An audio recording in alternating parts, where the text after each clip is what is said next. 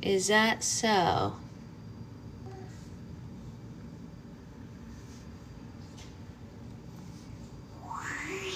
Agree. I know. It's so nice. Okay.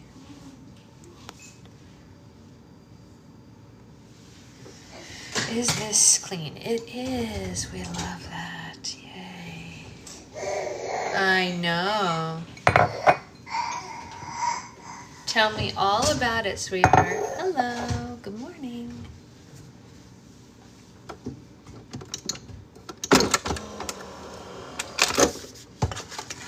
Good morning. Morning, Ray. Morning, Susan. How's your day going? It's going pretty well. Hi, baby angel. Hi. We're going to turn this. She really wants to be on camera. You can't, honey. Yeah, you're beautiful, though. Oh, this is empty. Goodbye to this one.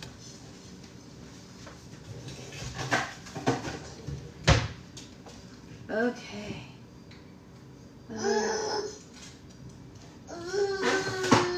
Yeah. Ooh.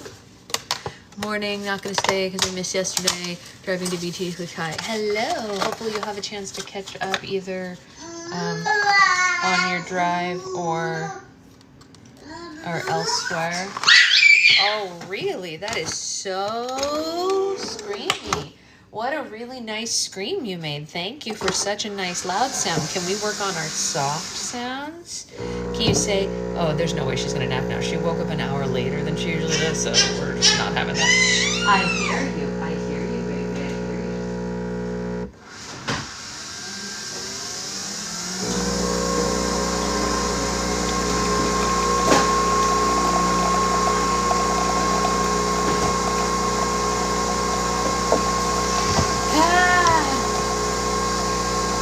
Is that nice? Yeah. She says it's playtime, that's right. Is it playtime? Are you gonna get down careful from the step? Yeah. Can you be a careful girl? It's just about 1 week until somebody's birthday. Can you guys believe it? 1 year ago at this time, we thought we were still a family of 2. Little did we know that we were almost a family of 3. I know, it goes by so fast. It really does. It really, really does. Hi, baby. What are you doing? Hi. Hi, beautiful girl. Okay. Let's put... Oh, this is empty also. Okay. Okay. Okay. Okay.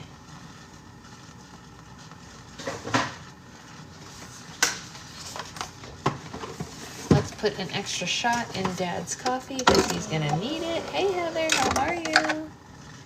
Whoa, that is getting full. Okay. I need a new bag for recycling. We need a new recycling bag, huh, sweet angel? Yeah. Return instructions. Yes, yes, yes. Okay. Clear this out. Doing a little housekeeping. I just started my new recycling bag yesterday. Oh, we are on the same flow, it seems, Miss Susan. It does seem that way.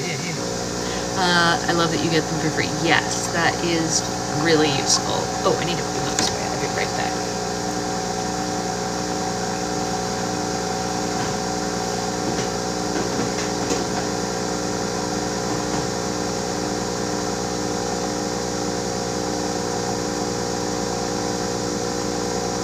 She's playing safely in her playpen. She's fine.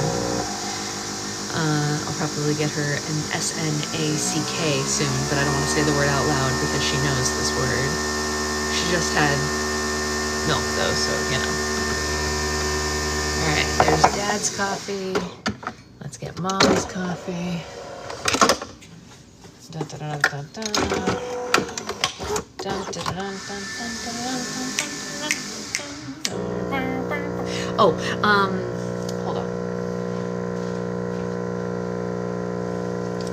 do need to get my glasses, but the bottoms of these cups seem to be wet. Probably because they just came out of the wash.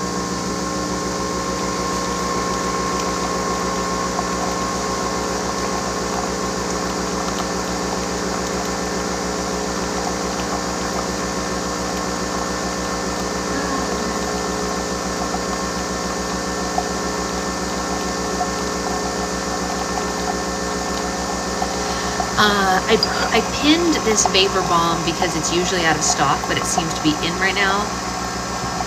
Graduating just in time to prepare around 2. Yeah, for real. Tell me about it. Hey, Isabella. But what I really need to pin, I hear you, honey. What I really need to pin is the Liquid IV because I'm almost out, so I need to restock my Liquid IV. What's going on? Are you chewing on your cell phone? Today, Catherine.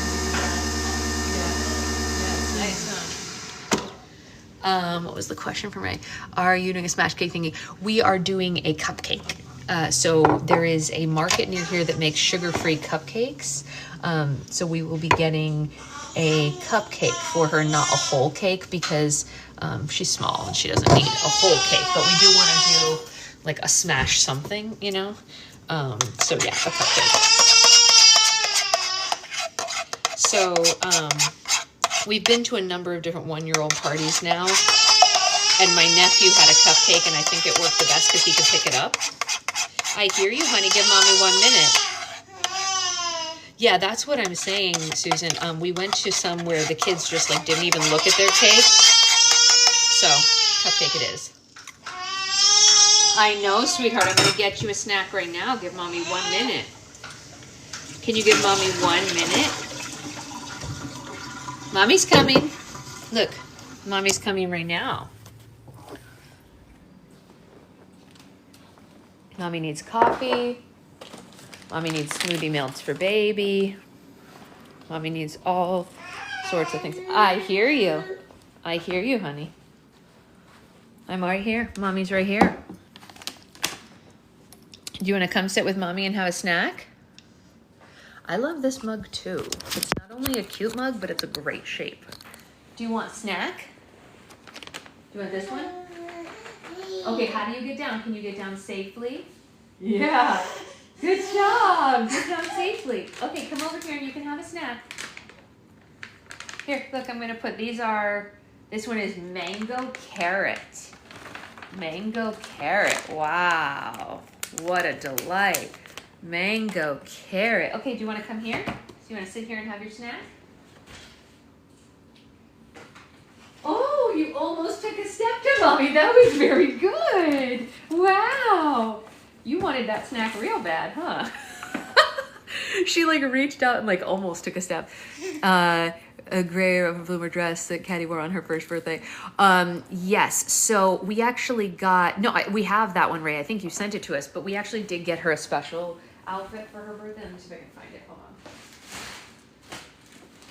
We got 2 special things, but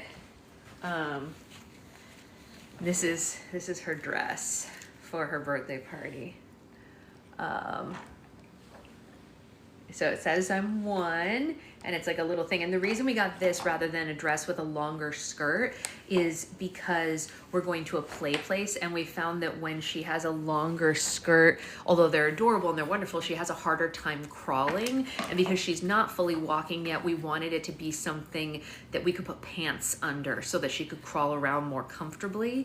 So that's why I did that. So we'll just put pants under that. You're dropping all sorts of snackies here. You really like those, huh? Yeah, it's super cute. Everything is pink bubble themed for her party.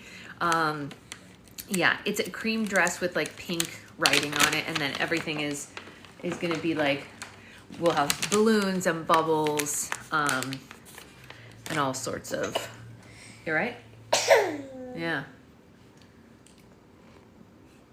Hey Kiki, hey Anya, I didn't see you sneak in. How are you feeling today? Better? Oh, I was in the middle of doing this. I'm almost out of my Liquid IV, so I need to purchase this real quick. That's why I pinned that.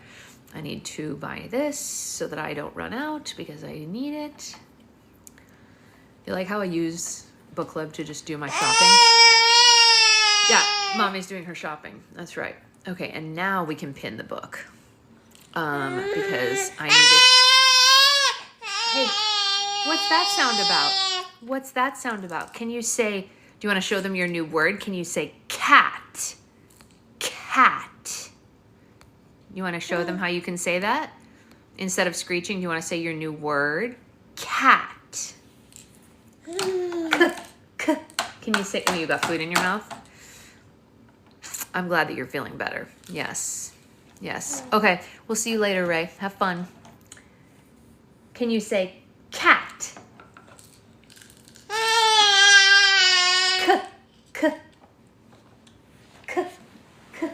Here, you want your book? You want to read Poppy on the Go? It's a classic. It's a classic. All right. Shall we see? Have you read Tomorrow and Tomorrow? I have read Tomorrow and Tomorrow and Tomorrow. I read it, I want to say 2 years ago now, because I read it on a cruise before I was pregnant, and it was in March. So either last March or you're in the middle of it. I loved it. I love her and everything she writes. Will. Yeah. Yeah. Yes, it is a book that I recommend generally.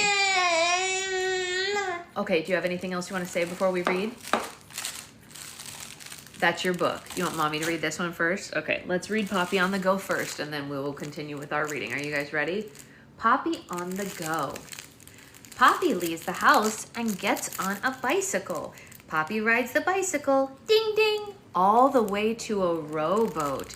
And when Poppy gets on the rowboat, he goes splash, splash, all the way to a car. When he gets in the car, he goes vroom, vroom, and he goes to the train. The train says choo, choo, and he rides the train all the way until the scooter. And when he gets to the scooter, he goes scoot, scoot, all the way to Grandma's house. And then Grandma and Poppy have a snack together. Munch, munch. It's a nice story about visiting Grandma.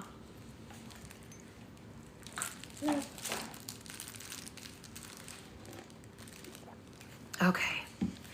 Man, that coffee's good. Okay, that was a good one, huh? It's your turn. You read it. Did you throw Poppy on the floor? Why? You love Poppy. Poppy's so nice. We have to be nice to our things. Let's not throw our books on the floor. If you don't want it, you can give it back to Mommy and I can hold it, but we don't have to throw it, right? That's not so nice. Yeah. Oh, we love to see crazy people. There you go. Bum, ba, da, bum, bum, bum. Taken care of. Goodbye. Okay, should we read Emily Wilde's Encyclopedia of Fairies? What do you think? I'm glad you missed it. Yeah, I'm sorry you saw it, Isabella, but I'm glad you missed it, Anya. Hey, Noah. In such a small life. I know, there's no point. These people they're just trolls. I just saw you're pregnant again. I am. We are having a little boy this time. It's still there? Really? I thought I blocked it. I'm so sorry. I thought I got rid of it. I can't see it. You can still see it? Oh, jeez. I blocked and reported it, Naisa. How is it? Maybe if you refresh. Oh, God. You can't see it anymore. Okay, good. It's gone. Okay. It might be a glitch, Naisa, because I blocked and reported it immediately. You know me. I would never stand for that. You have to mute first, then block. Okay, good to know. Good to know. Mute, then block. And I reported the comment also because, you know, people who make those kinds of comments should just be kept off of the platform in general, right? Or any platform. Maybe they should just go, right? They should just go. Okay, you don't want the cell phone anymore. Aunt Catherine gave you this nice cell phone though. Maybe we should call Aunt Catherine. Mute takes it out of the comment section, then block. Good idea. I will do that. Thank you for the reverse snow bunny. Does that mean that you are a surfer? Wait, hold on. Excuse me. Hello? Uh-huh. Yeah? Uh-huh. Hold on. Just 1 second, honey. I'm on the phone. Uh-huh. Yeah? You want to talk to her? Okay, hold on one second. It's for you. Can you talk to them? Hello? Yeah. She puts up to her ear. Is that so silly? Yeah? Hello? Who is this? It's Zoe. She wants to talk to you. Can you talk to Zoe? Hi, Zoe. Okay. Let's read, shall we? We're on December 3rd, maybe, because there's a question mark next to it. What do you think of that, my angel? What do you think of that? What do you think of that? Huh? Do you want more snack? So ready for a snap? I wish someone else was ready for a nap. But, okay, look, do you want more? Say more. If you want more, say more. You don't want more?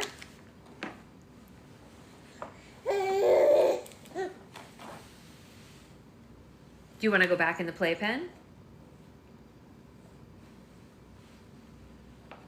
She's looking at it and considering it.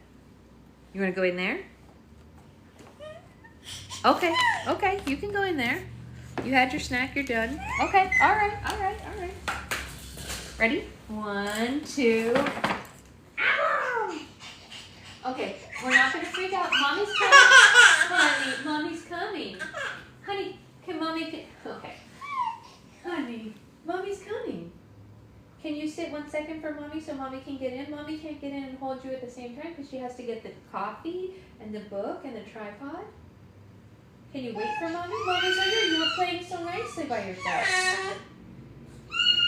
Talk to Mommy. Look at Mommy. What do you need? Show Mommy. Wait, why are we upset all of a sudden? Hold on. Why are we upset? Look. A cow. Oh my goodness, your cow flashcard got outside the pen. Can you hold this for Mommy? No. You threw the cow? That's not very nice. Sweetheart, look at Mommy. What's wrong? Look at Mommy. Do you need food? Look at Mommy. You want to go in here? You want Mommy to go in here too? Okay, let's go together. Hold on.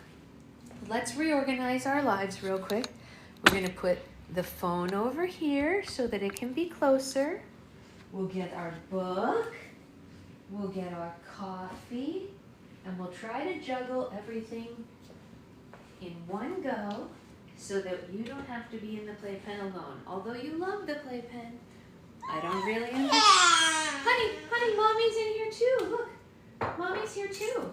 You don't have to be sad. We're in it together. We're all in this together. Do, do, do, do, do, do, do, do, do, do. Okay. Okay, see? There you go. Yeah, now we're all here together. Where will Mommy put her coffee? That's the question. Sasha, do you have any book recs for the same genre as The Prince of Oregon? Oh, gosh. I mean, yes and no. I mean, it's basically just like a cute rom-com, so there's so many. If I were... Have you read any of Emily Henry's books or Megan Quinn? Those are two of my favorite authors in the same genre. It's like fun and silly, or Emily Henry's are fun and maybe a little less silly than Megan Quinn's. Yeah, I would start with those if you haven't read any of those. Have you read any of theirs? Sorry, I'm fixing the tripod. I know I'm a little shaky right now. Oh, no, not the coffee. No, not the coffee. Where's the snack? You want some of this? Come here. What if I give you some right here? Look. Look at this. Sweetheart, look. Can you see it right here? That's your snack. You haven't. Okay, so I would start with those, Michelle. Yeah, give those a go. Do we think we're going to get any pages read today? Trying to get back into reading again, branch out from thriller murder. Fair. I used to read Abby Jimenez. You know, everyone keeps telling me I should read her stuff, and I keep, for some reason, not starting the one that I have on my... Well, I need to just do that, Tiffany. I need to just read her book.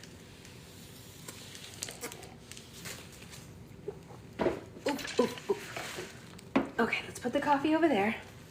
Sorry, what was Emily's last name? Henry. Emily Henry. Off topic, but I got Paddington the Musical tickets. That is not off topic because this is a house of Broadway love, so it's never off topic. Part of Your World is the one you'd enjoy. I heard that's the second in a set though, Tiffany, because like everyone keeps telling me I should read Part of Your World because there's like a Little Mermaid whole like thing to it, but isn't that a pen name for another author? Which one, Jen?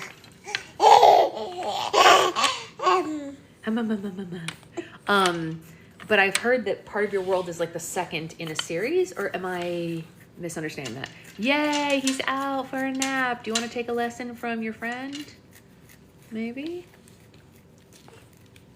He's sleeping. It's a good lesson to take. Here's a snack. Do you see the snack? Look, snack. My sister tried to put the baby to sleep and she wouldn't. She can't. Of course, no, Part of Your World is the first and the two after. Ah, okay. Good to know, Tiffany, because I misunderstood that. Okay, good to know. That's very good to know. There's also a standalone. There's standalone series. Oh, okay, I see. So it's one of those series where you could read any of them and they make sense independently, but they also have crossover characters. Is that correct? I've read some of those and I quite like that. Got it. Okay, I understand and I like it. That's good. Yeah, you knocked all the snack down. Here, look, they're right here. Okay, she's playing now. Has anyone read Binding 13? I have not, but I'm happy to look it up. Jen, which name were you saying is a pen name for another author? Not Emily Henry. Oh, okay, definitely not Emily Henry. She's a very prolific writer who is pretty hot right now. But let's possibly read about December 3rd. We don't actually know if it's December 3rd because there's a question mark next to it. So let's see what's up while someone is distracted in her toy bin. I just read over that again. It sounds irrational, if not insane. But I assure you, my mind was quite clear. Agreed, Amanda, agreed. Of course, I considered waking Wendell, but that would have given me away. The king in the tree would have known that I wasn't enchanted if I arrived with Wendell in tow, and as a general rule, the folk do not take kindly to mortals who find the way to break their enchantments. Oh, so what she did yesterday, cutting off her finger, did break the enchantment, but she's pretending that it didn't so that she can talk to the tree king and like maybe trick him. I don't know. They see it as an affront to their craftsmanship, and so to travel there in an unenchanted state would have been a risky prospect indeed. I suppose that most would ask why I wish to go to the king at all. I can't answer that adequately other than by posing questions. If you give an astronomer a telescope through which he can view an undiscovered galaxy, but you only allow him a glimpse of a single star, will he be content?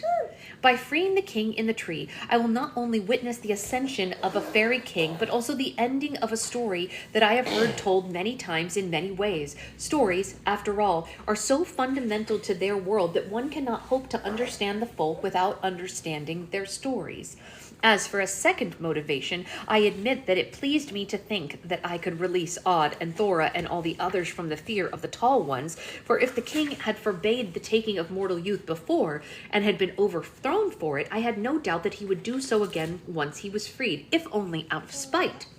The folk are, by and large, blinded by pride and incapable of learning from their errors, and even if a mode of thought or behavior lands them in trouble again and again, each time worse than the one before, they will simply carry on as they always did, which perhaps explains a little bit of the chaos and absurdity that typifies many fairy stories, and indeed their realms. Woo! What was that? Oh, honey, mommy caught you. You're fine. You're fine. You're fine. Are we sleepy and so that we're making mistakes in our walking? Yeah. Yeah. Were you making silly mistakes in your steps, huh? Yeah. That's okay. Here. Oh, honey. Here, who's this? It's Mermaid Ducky. She goes, quack, quack, quack, quack, quack. She's a mermaid and a ducky, huh? Yeah. Quack, quack, quack, quack, quack. There you go.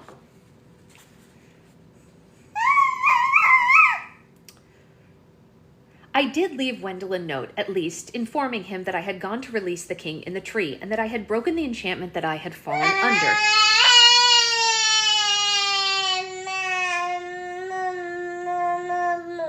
Okay. I provided no details as to how. She didn't get the Daredevil gene, she did get the Daredevil gene. Hey, do you want to show Mermaid Duck? Everyone wants to see Mermaid Duck. This is Mermaid Duck. Yeah, Mermaid Duck. Here she is. You can have her back now. That's Mermaid Duck. She did definitely get the Daredevil gene, and that's how things like that happen. Yeah.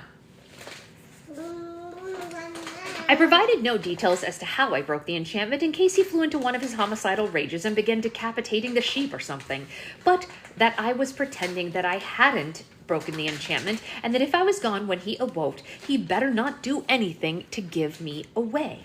First, I went to see Poe. I walked quickly, or as quickly as I could, through knee-deep snow, with a parcel that had recently arrived at the cottage tucked under my arm. He crept cautiously out of his tree, puzzlement written all over his sharp little face. I had never come to see him at night before. I was like, I've not heard of this Mermaid Duck you speak of. Yeah. Pro tip for duckies, hot glue, gonna seal the holes. Yes, this one also doesn't have a hole in it. It's not like a bath one. We also don't put it in the bath anyway. But Where's Mermaid Duck? Where'd she go? Yeah. Oh, it does have a hole, but we've never put her in the bath anyway, so it's kind of like a moot point as far as that goes. But we keep her in the playpen, so she's dry anyway. But I guess she does have a hole. But yes, for other duckies, seal the hole with a hot glue gun if you're going to take them in the bath so the water doesn't get stuck in there. But if they live in the playpen, whatever.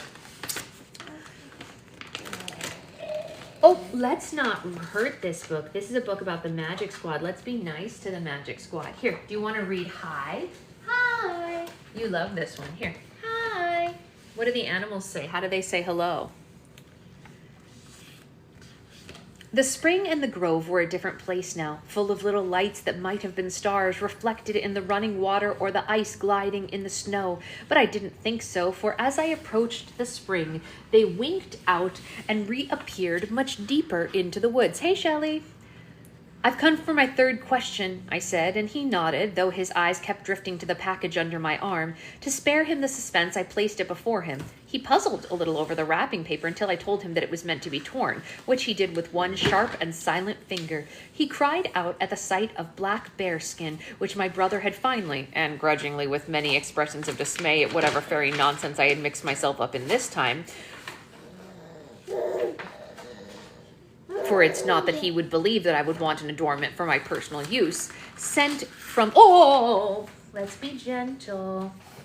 Gentle. Why don't we read colors? Brown Bear and Friends colors. From a shop in London. I'm going to need a sip of coffee after all this.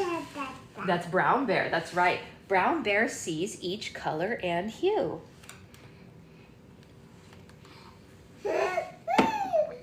Green. Can you point to green? Where's green on this page? Yeah, that's a green frog. That's right. Very good. Yeah. Can you find yellow? Where's the yellow page? Can you find the yellow page? This will delight my lady, for it will set off her beauty and dignity to great effect, Poe said, and then he added in the typical fashion of the folk who dole out information like a miser does his coin, except occasionally when they provide more enlightenment than one would care for, though she prefers the skin of mortals. I chose to withhold my thoughts on the latter half of his characterization. Your lady? He blushed and lowered his eyes. His Highness blessed me with a marvelous home, and I have had folk banging upon my door night and day, demanding to marry me. I chose the loveliest of them, of course. Congratulations, I said, genuinely pleased. May I meet her? There came a whisper of movement at the edge of the spring. Poe's sweetheart had been there all along, watching me. There was nothing to distinguish her from Poe, although she was perhaps a little taller, and she wore an odd, pale, flimsy garment that I did not wish to examine closely. She edged around me to Poe's side, where she ran her fingers over the bearskin, and then two muttered a conversation. What do you want for such a gift? Poe said. Nothing now, I said. I'll claim my payment at a later date. Poe's wife regarded me uneasily, no doubt fearing that I would come knocking on their door again with some burdensome demands, but Poe murmured something to her, and she seemed to relax a little. Light of Stories flashbacks? Yeah, for reals. Because of the voice, it's like Trixie's voice. I told her that you are my Folestad, he said. She understands this. She, too, had a Folestad in another village before she came here, and they always made fair exchanges with her and her kin. You will be fair with me, too.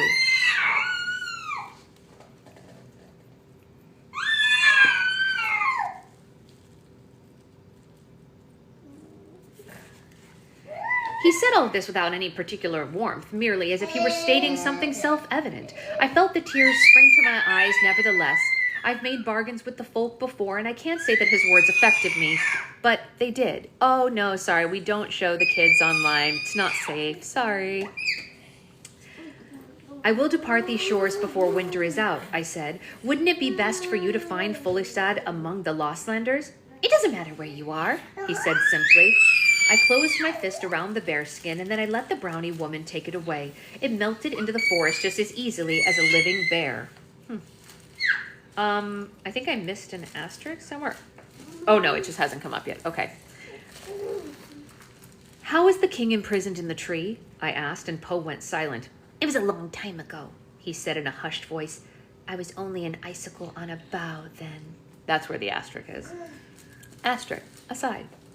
An intriguing comment, as much as this was. Initially, I took it as a win for Blythe to hear one of the common fays linked to history in existence in the natural world, in this case, use of an icicle. Upon reflection, however, I believe this interpretation to be a tenuous one. This writing is so tiny. The folk often speak in metaphor. In fact, several years ago, I had a conversation with one of the German kobolds in which she referred to herself as a bud, meaning a child. And I know that she didn't originate from this form, as I met her parents several days later. And indeed, Poe has referenced his own mother numerous times during our conversation. That's just her being silly. Ah, I said, disappointed. So you don't remember then? Oh, yes, I remember. Why wouldn't I? And even if I didn't, it's not as if the forest keeps quiet about it, nor the Snows. They were quite upset when His Majesty was locked away, of course. Snow has a terrible memory and almost forgot everything by the following year, apart from the fact that it was angry, and so it covered everything in a nasty sleet instead of proper flakes. Everything was turned to mud and gray sludge. It was horrid. Poe talked quite a lot more to me now than he did when we first met, and as informative as I found his ramblings typically, right now I didn't have the time. There would be no way to convince the king that I was still enchanted if I tarried too long. Really? Oh, okay. Yeah. How was it done? I pressed. Some complicated enchantment, I suppose, because of course I needed to know how to trap him if he proved entirely mad and wicked, not merely just mad and wicked by the standards of the folk. Not really, Poe said thoughtfully. The first queen gave him a cloak woven from all the seasons, and then when he fell asleep in it one night by the Lake of Dancing Stars, as he often did, she snipped out of the winter and stitched the whole thing back together, and then she wrapped him up tight in the cloak and fastened all the buttons. That trapped him, you see. Well, no one could escape a year without winter, not even the king. She planted the king's feet in the woods and turned the silk and the wool and the golden thread that she'd used to weave the cloak into bark and leaf. And since then, the tree has grown very tall. He's still inside, trapped forevermore. It is a secret baby aside. Oh, I said faintly. Is that all? Yeah. Is that mermaid duck? Quack, quack, quack, quack, quack. Quack, quack, quack, quack, quack. You want more of this?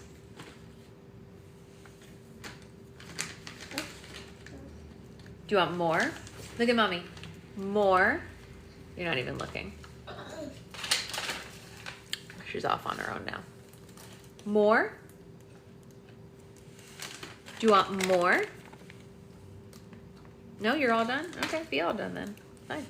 Whatever, live your life. Eat in your own time. New scene. My hand was throbbing ferociously by the time I reached the tree. Every step sent a jolt of fire up my arm. Yeah, that's what happens when you chop your own finger off with an axe, huh, honey? If you chop your finger off with an axe, it's gonna hurt. More, more, more. More, more, more.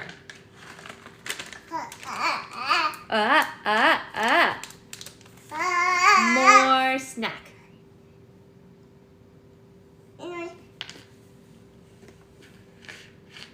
Well, why did you do that? That's not very nice. Here, if you want them over here, they can be over there, but you don't have to just like go crazy on them. There you go. Oh, you want it there. Okay, make your own decisions then. I don't know. I can't understand. I stood before the tree, which rustled and hummed musically to itself. I wasn't enchanted anymore, but that didn't matter much, for the tree was positively brimming with enchantment. I had noted that before with Wendell. I think the king was asleep. He'd probably been asleep the whole time, but I have no doubt he was still aware of me, even in his dreaming. I shivered with excitement and terror, and I kept my hand firmly wrapped around my coin, but I allowed a little of the enchantment to seep into my mind, merely by relaxing my focus, which wasn't easy, as I was accustomed to fending off fairy enchantments, not inviting them in. Yet, it was necessary, for I hadn't the slightest idea how I was supposed to get the king out. The enchanted ring hadn't cared whether or not I brought the axe, so there must be some other way. The magic murmured at me to move my legs, and so I did. It had me stride about the grove, making a pile of snow, and then shaping it with my hands. I went down the stream, broke the ice, and then found a curl of bark and filled it with water. This I poured over the snowman. Yes, the king had me build a snowman, which perhaps I'll laugh over later, but it was quite disturbing in the moment, twisting a carefree childhood memory up with some huge and terrifying magic. I watched as it froze into silvery ribbons like the indication of hair. Okay. I stood gazingly at this ugly snowman that I had made, feeling rather foolish and wondering if the king in the tree was meant to step inside the snowman and use it as a vessel. Wendell had said that the king's body had decayed, and so he needed something, but I really couldn't imagine this. Of course, the king was still trapped, so what kind of body he wished to step inside was something of a moot point. I began to wonder if this was all a mistake. Perhaps the king had only meant to enchant Wendell, but since I'd turned up instead, he decided he might as well have some fun with me. Rude.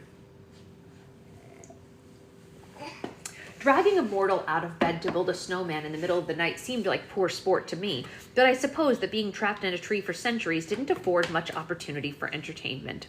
Fair. As I was thinking all of this, though, a raven fluttered out of the tree and perched on the snowman's shoulder. Two more then followed it. They swirled around the snowman, pecking and clawing. When they were done, it looked more like a man, a little more. It was strange, but no longer hideous. And then, to my horror, the birds fell to the ground, dead, blood leaking out from the snow's wounds that I couldn't see. They stained the snowman's feet like an offering, which I suppose they were. The tree murmured, and the magic prodded at me again, but it did not prod me to move. It prodded my mind, and that was when I realized the king didn't know how to free himself. He expected me to come up with a solution. Well, that had set my thoughts whirling, though in truth they had already been diving in and out of stories and academic papers, holding them up against what I knew of the Hidden Ones and their disgraced king. The word. The useless, ridiculous, button-gathering word, which I had long valued as a piece of esoteric trivia, a footnote perhaps, on a paper that I had yet to write. Well, footnotes in Dryadology are sometimes like the folk themselves, leaping out at you from nowhere. A thrill rushed through me. Looking back, this would have been a very good moment to stop and think through the wisdom of what I was doing, but I was too full of delight of scholarly discovery, and I suspect my own conceit, to stop. So I turned to the tree and I spoke the word. And what do you know? A button came sailing out from nowhere among the branches. I caught it. I examined it against my palm. It was white and desiccated, like an old bone, shedding a fine powder against my skin with an acorn carved into one side. The button began to melt against my palm, and I dropped it into the snow. The tree had given a shudder when the button came free, and now it was still once more. I spoke the word again, and sailed out another button. This one had a flower, and the next button had a sailboat dreaming among the gentle waves. All told, I spoke the word 9 times as 9 buttons sailed free, and the trunk of the white tree split open like the front of a cloak, the bark billowing for a moment, and it became silk and fine wool churning in the wind that had filled the grove, and then it stilled. The tree gave a sigh. It dropped its leaves, its buds, its fruit into the snow with a rustling thud, and I stared into the cavernous hollow that opened in the tree, my heart going like a rabbit's, waiting, and when I heard a footfall behind me, I screamed. "There's no need for that," a voice said. "Don't mind me, though. It's been a very long time since anyone was afraid of me." The hidden king was kneeling in the snow, tisking over the dead birds. He seemed to first resemble the figure of ice and snow that I had built with their aid, but with each breath he drew, life came back into his body, and he grew more mortal in appearance.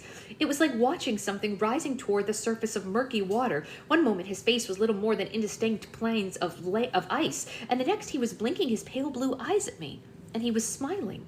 Of course, he was beautiful. Is it even necessary to say that? His hair was black with glints of white, his cheekbones sharp above a wide mouth with a natural smile in it. The white in his hair turned out to be small opal beads, and his clothing was black and blue, with an overlay like ice, beaten thin with a lacy pattern, and he wore a white crown with layers of jeweled necklaces that glittered fetchingly in the dim light, and yet everything he wore was as tasteful as it was beautiful, precisely the amount of adornment that one would expect from a king, no more and no less. "Poor things," he said. "This world is terribly unkind to the beasts, is it not? Here we are." He touched them. The ravens sprang back to life, in a manner of speaking. Their movements were jerky, and they were still covered in blood. One had a broken neck, and its head was bent at a quite disconcerting angle. This one landed on the king's shoulder and pecked his finger when he stroked it, drawing blood. He laughed. "Oh, hello, my love," he said, striding over to me. "My darling rescuer, who has given me back my body and my throne and freed me from my eternal captivity." Before I could recover from my amazement, he kissed me. It was like pressing frozen glass to my lips, like breathing in pure winter. I staggered back, coughing, and for a long time I felt as if I had ice in my lungs. I began. "I'm not your love. I'm not anyone."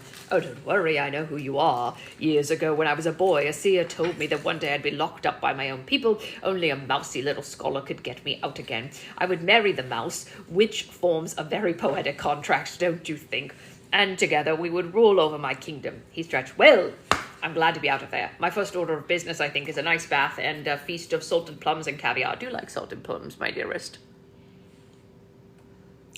It wasn't easy in that moment for me to think like a scholar again, to really think at all. And how was I suddenly having fairy kings, plural, demanding to marry me?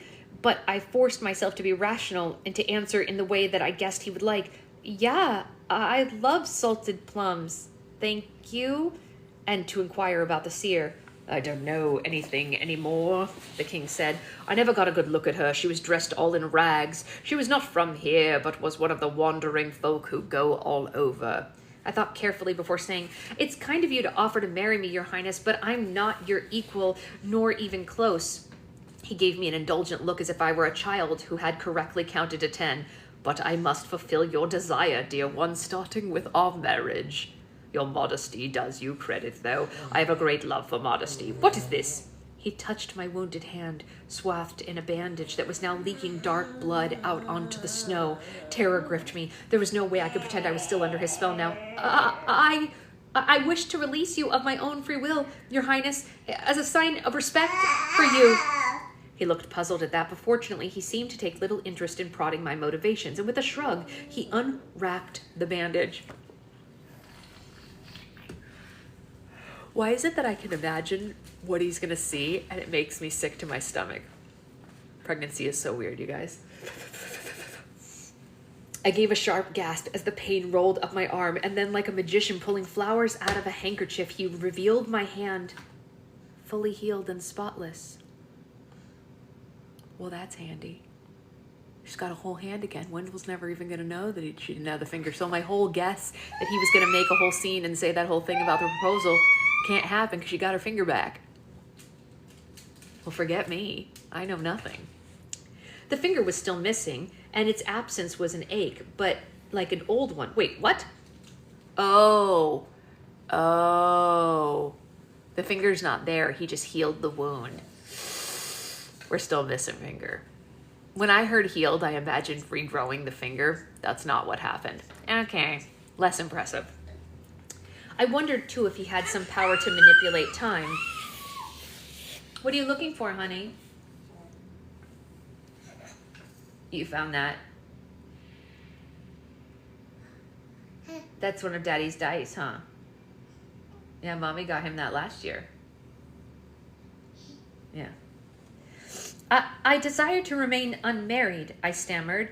As I said, Highness, I freed you out of respect, not because I wished anything in return. I have a betrothed, you see? Oh, well, that's no concern, he said, waving one ringed hand. I see that we replace... I say, excuse me. I will see that we adequately replace his dowry. He won't sorrow then, for it will free him up to marry someone prettier than you. The cruelty.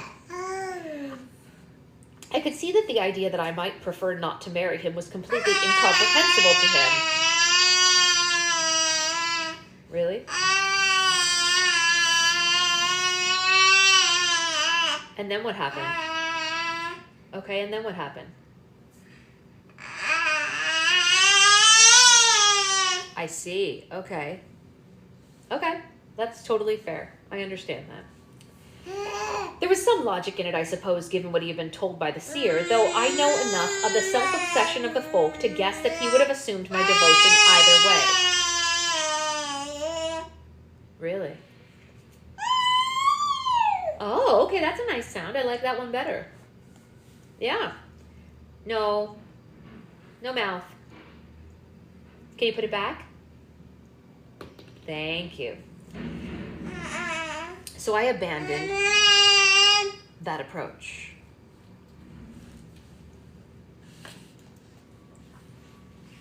Here, let's check this out. Boop. I could see... Sorry, I just read that. As you say, I'm not beautiful. It was a solid objection, for the folk never marry mortals who aren't beautiful unless they've been forced into it by trickery. And even then, the mortals are revealed to be beautiful in the end, having been enchanted to just look ugly. He could find nothing appealing in my ordinariness, especially now with my plain shift stained with blood and sweat and my hair exceptionally in disarray. Even for me, most of it was hanging loose down my back. Well, that is true enough, he said, looking me up and down with a pained expression. And then he looked down at himself as if to see that he needed to soothe his own eyes with his own beauty. But let's see what we can do for you. Before I could say anything else, my clothes gave a rustle, and a new gown and cloak spilled from my shoulders like water. It was all dark blue to match him, with a cloak of even darker too, patterned with the same icy lace and opals that swirled constellations. My boots grew up past my knees and became pure white lambskin with jet buckles. I immediately began to shiver because he hadn't bothered to make anything warm. The cloak was fur, but it was thin, better suited to spring than winter. He took his time with it. I know, baby, I know. What are you doing? What are you doing? What are you doing? What are you doing? What are you doing? Are you sleepy girl now? Are you sleepy girl? Yeah. You decided now you're sleepy? You want to cuddle with Mommy? Yeah, come here. Okay, come here. You can cuddle with Mommy. That's okay. Yeah. Where was I? He took his time with it, wandering around to see me from the back and place additional pearls in my cloak or another pair of earrings where I wore two, one pair of long, dangly emeralds dripped, and the other a cluster of pearls shaped like a dove. He declared himself finished, looking pleased. There, you're almost pretty now. Almost isn't good enough, though, is it? I said through chattering teeth with my mind racing. A king as beautiful as yourself should not be marrying the likes of me. Oh, no, you see, beauty of mind and spirit is what's most important to me in a wife, he said. I adore poetry, and the poets say that this sort of beauty is what matters the most. Kindness, generosity, forgiveness, he winced. I admit, I do struggle with these things myself. Even now, I'm filled with the desire to visit many vengeances upon the ones who put me in that tree, including my first wife, whose blood I would very much like to feed to my wolves cup by cup. But he gave me a smile that lit up his entire face, and I will resist, for I hate cruelty and all other forms of ugliness, and I will not abide by them in myself. Behind him, one of the ravens that he reanimated began worrying a rabbit, which squeaked alarmingly. The raven seemed to have little interest in killing it and merely amused itself tearing at the rabbit's fur.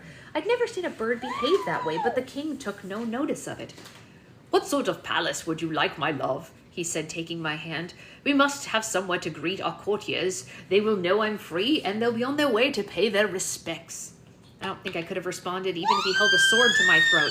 I had imagined many possibilities after freeing him from his prison. This had not been one of them. I felt terror mixed into it with something that felt ridiculously like exultation. It wasn't that I wanted to be queen or any of the rest of it. Try devoting your life to a field of study so elusive that it's almost entirely made up of hearsay and speculation, and then have someone say to you so casually, "All right, I will now give you a book that will answer every question you've ever had and see if you don't feel the same."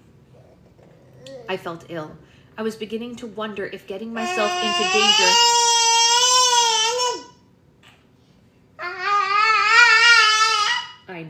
had become a sort of addiction.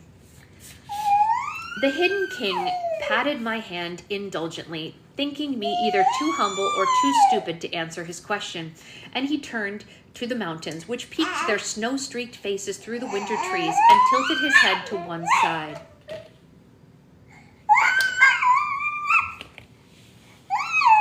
A great rumbling started, and then came a series of cracks so loud that I nearly threw myself to the ground, fearing lightning. A mist of ice crystals had descended upon the nearest mountain, and within it a castle had appeared. It looked like a ghost for a moment, a huge, sprawling ghost made out of glittering ice, built into the levels to fit the slope, and then mist split open, and it was real. Yeah. Hi, baby. Look at what's this.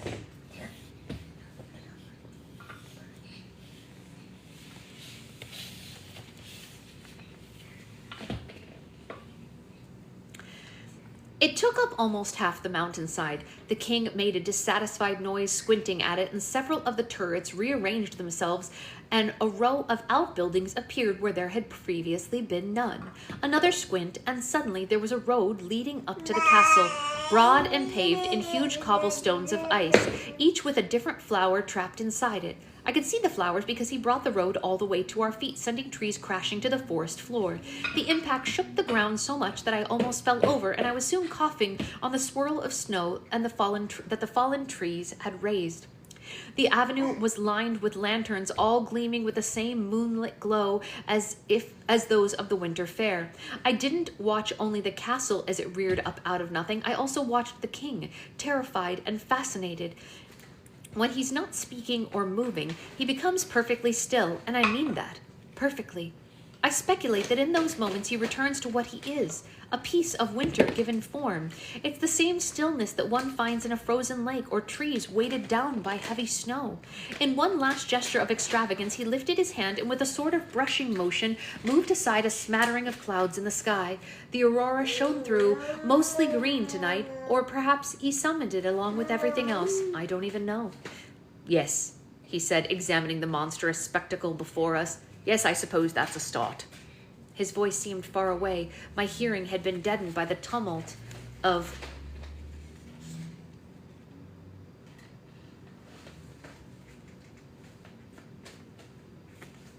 That's it.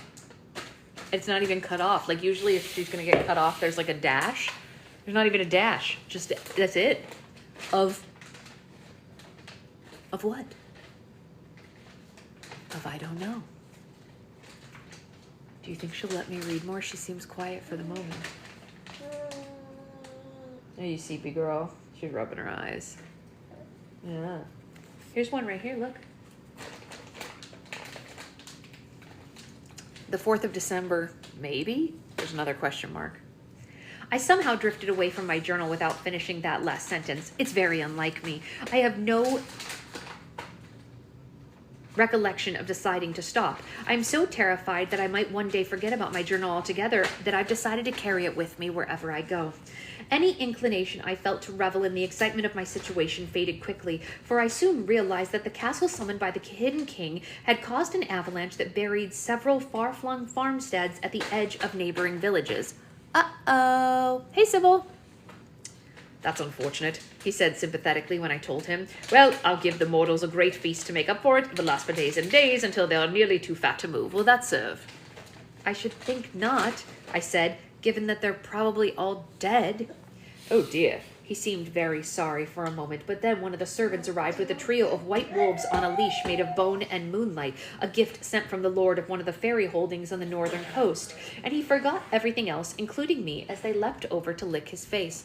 I tried not to think too hard about how quickly fairy servants had arrived. I was half afraid that he had conjured them out of the snow, and for some reason this disturbed me more than anything else, although there was a lot to be disturbed about. The palace was not the least of it. I hadn't had to walk the long avenue to the palace, which appeared to be paved out of ice-bound flowers. A carriage had appeared, made from black wood covered in slippery frost, and drawn by two graceful fairy horses, one white and one black, who seemed to change slightly from one moment to the next. I swear, at one point they even swapped colors.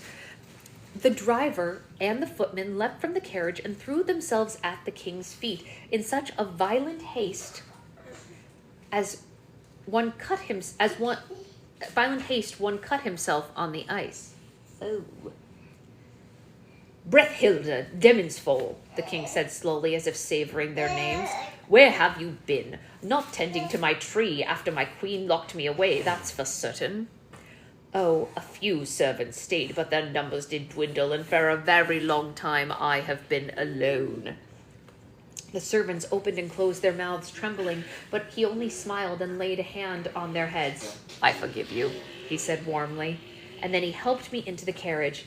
How do your servants know that you've been freed? I said as the horses whisked us along the road, and he gave me a puzzled look. How do mortals know that winter has arrived? Really? Is that so? Yeah. He turned his face toward the castle. His pale eyes shone. The undead ravens flew ahead, occasionally swooping down to peck at the servants, despite the king's admonishments. These were few and far between. Let's get down safely, right? How do we get down? How do we get down? How do we get down? Can you do knee, tummy? Knee. Here. Knee. Knee. Tummy. Woo! That's how we get down. Very safe. You didn't want to get down? Well, you sure looked like you wanted to get down. Hi, baby angel. He gave me a... Oh, sorry. My courtiers will arrive soon. I look forward to introducing them to my betrothed. And then he kissed my hand. Through my terror, a part of me was fascinated. Then you don't believe any of your people will remain loyal to the queen? Hey. Hi, baby. You want to sit with mommy? You can sit with mommy. The pretender? No. He didn't seem annoyed by my question, nor did I notice any bitterness to him to belie his confidence. The winter knows me, the mountains, the glaciers, the aurora, the birds. I can be confined temporarily, but I can never be overthrown, not in the way that mortals might think.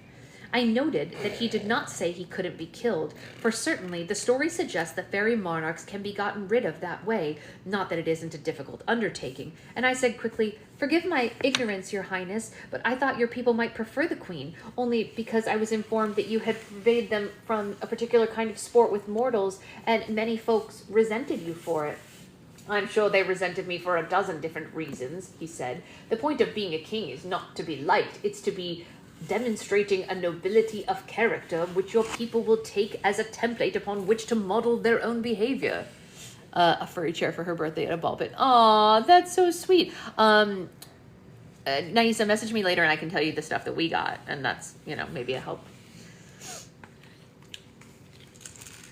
I digested his statement. "Then you'll once again forbade them from stealing mortals from their homes?" And he gave me his beatific smile. "I will do more than that, my dearest. I will have them release every mortal currently in their possession. Poor things, mortals are terribly weak, and it's a dishonorable thing for the strong to prey upon the weak, I have always felt." He squeezed my hand. "Does this make you happy, my dear?" I assured him that it did, and he kissed me again and said, "Your nature is a generous one that you would ask me this before demanding jewels or other gifts. I will be happy to call you my wife." Well, that exchange gave me some measure of relief, though I heard Wendell's voice in my head mocking my philanthropy. In my present situation, chilled to numbness and facing eternal imprisonment in Fairy, I found my supposed good deed to be hard to appreciate. The horses brought us through the tremendous white doors of the palace into a courtyard lined with galleries of black stone. The palace was deeply disquieting as a thing that I found I could only see out of the corner of my eye. If I looked at it straight on, its lines dissolved into the mountain's jagged pattern of snow and rock. Fortunately, once we were inside, my vision did settle somewhat. The palace itself was surprisingly simple in its architecture. I had anticipated a warren of grand staircases and corridors that might locate once and then never again. But it was like a Lost Lander's winter, stark and minimally adorned, but painfully beautiful. The scale of it, though, was enormous. The courtyard, tiled in ice, could have fit all of Frosnick inside of it, and the opposite gallery was so far away that its outline was softened by the crystals in the air. A few of the folk were there to greet us, and they were like flowers floating upon a vast sea. It's at this point that my memory begins to warp. I recall the king introducing me with all smiles, while the folk paid their respects, which they did with brittle, obsequious politeness. I don't know that word. Obsequious? I don't know. But then, suddenly, I was in the room that the king had given me, gazing out over the valley with no memory of how I got there. This view is magnificent but terrifying, and my chamber is housed in the southern gallery, which faces the expanse of the sky, and the fog between the mountains and the valley floor below. I can see the snow-bound glitter of the forest, and somewhere beyond, a gray smear that is like wet paint drawn over a canvas, which I'm guessing to be the sea. The mountains stare back at me, grim and uncaring. Servant like, okay, that's good to know. She's okay, and this next segment is only 2 pages. So let's see if we can just get through these 2 pages real quick, because why not? We just skipped a whole bunch of time because the next is December 17th with a question mark, and we were just on like December 3rd or 4th, and now we're at the 17th. 2 weeks have passed. That's a lot of time. I am never without servants, I don't think. It seems there's always something being pressed into my hands, be it food, drink, or warming furs, although I stopped being cold the moment I stepped into the fairy palace, which is how I knew for certain that I was sealed up in the enchantments that bind their world. Naturally, I have made several attempts at escape. I try to be systematic about it, which is not easy when your mind's being constantly muddled by magic, but I cling to my coin at all times, which does help me, as does writing in this journal. First, I tried walking through the gates, not because I thought that it would be so simple, but out of a desire for thoroughness to exhaust all possibilities. And as soon as I did so, I found myself in my chamber again. Not only that, but seated in the hot spring of a bath that had not been there before, scooped out of the floor in a series of broad steps that were paved in seashells. 2 fairy women were then seated beside me, one weaving strands of opalescent seaweed into my hair, which undulated like snakes. The other was prattling on about arrogant bards teaching the snow to sing their songs, which it did at all hours. My muscles were limp as if I had been there a very long time. I tried asking my servants to take me to the mountains or the forest, anywhere that wasn't the palace, but they never protested. Still, I have no recollection of them obeying me. It seemed that no sooner had I made my request than I found myself in a bath again, or at breakfast with the king while he merrily recounted the progress in making improvements to the palace. The king sent a steady stream of craftspeople my way in preparation for our wedding. I was questioned about the menu by 2 harried folk who smelled of cake and had icicles spiking their beards, whether I preferred, for instance, star-brewed wine or ale spiced with salt from the sea beneath the sea, and similar nonsensical queries like that. I maintained equanimity as best as I could, knowing that panic was the surest way of losing one's mind in any fairy realm, but I admit that I did lose patience a few times. I despise wine, I snapped at one of the poor fairy chefs who leaned back away from me as if I had breathed fire at him. You will serve beer from barley that grows only in the newest moon, which has been brewed together with the bones of singing fish, fed a diet solely consisting of honey. Yes, your highness, the fairy whispered over and over again, bowing lower and lower, and went away weeping. I refused to speak to the dressmaker who swept into the room after he left, and ordered them away before they could even take my measurements. Okay. Well then, so she's trying to, I guess, push off the wedding as long as possible by, like, you know, giving them ridiculous requests. I hear you, honey. Mommy's gonna be all done. I know. Mommy's gonna be all done.